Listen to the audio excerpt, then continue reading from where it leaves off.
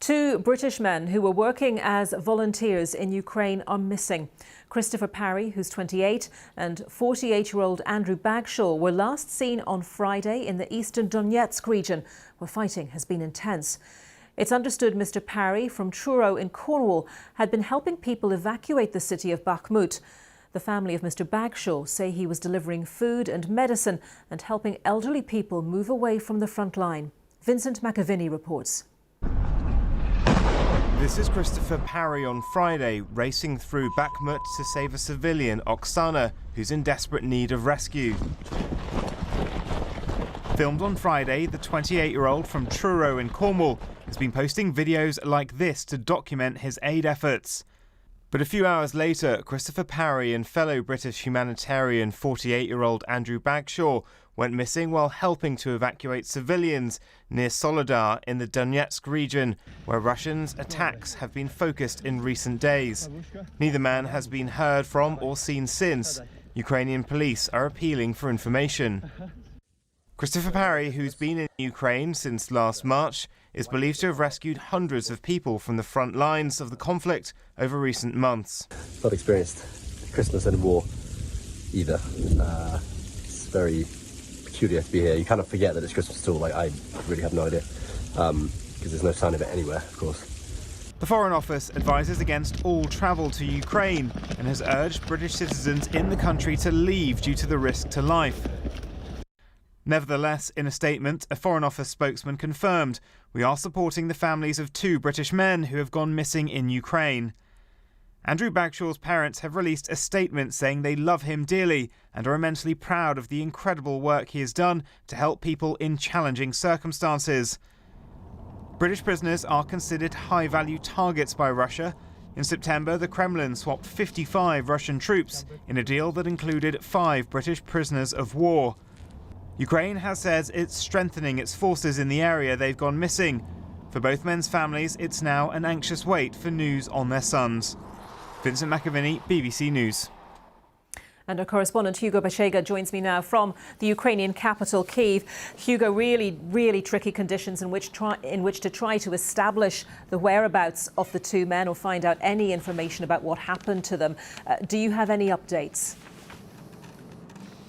Yeah, Anita, it is a very difficult search operation for these two men. This is a part of the country where fighting has been intense. We're still waiting to get an update from the officials in Donetsk, where this search operation is happening. Last night, the authorities said Christopher Parry and Andrew Bagshaw were traveling from Kramatorsk, which is a Ukrainian-controlled city in Donetsk, to the town of Soledar, where fighting has been intense in recent days. This is a town just miles away from Bakhmut. For weeks we've been talking about Bakhmut.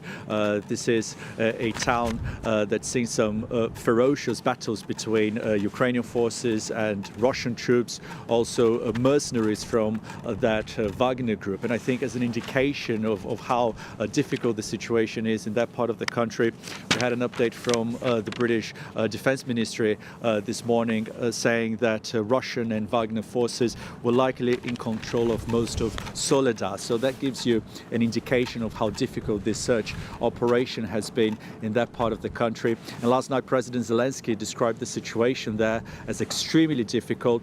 He said reinforcements were being sent to that part of the country so Ukrainian forces can try to protect and defend this town of Soledar and also Bakhmut. So a very difficult situation for Ukrainian forces and also very difficult search operation for the Ukrainian forces looking for these two British men who are missing.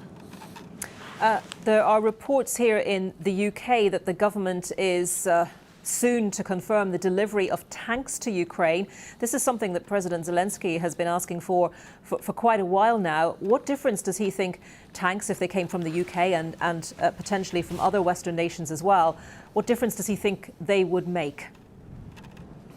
Well, this is very significant because the Ukrainians have been saying that they need these tanks to carry out the ground offensive to take back territory that's now under occupation. So these reports followed the announcement that was made last week by the US, Germany, France, that they would be sending some fighting tanks to Ukraine. Obviously, the Ukrainians celebrated this news. But I think what is important here is that this could perhaps suggest a change in perception in Western countries. I think there was some reluctance to send those fighting tanks because that could be seen as an escalation by Russia, and that could trigger some kind of strong Russian response.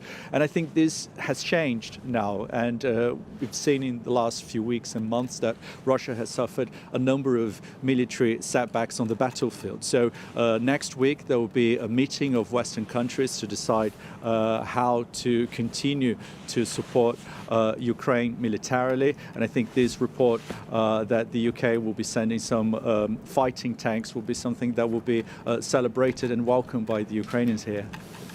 Okay, Hugo, thank you very much for that. Hugo Bashega in Kyiv.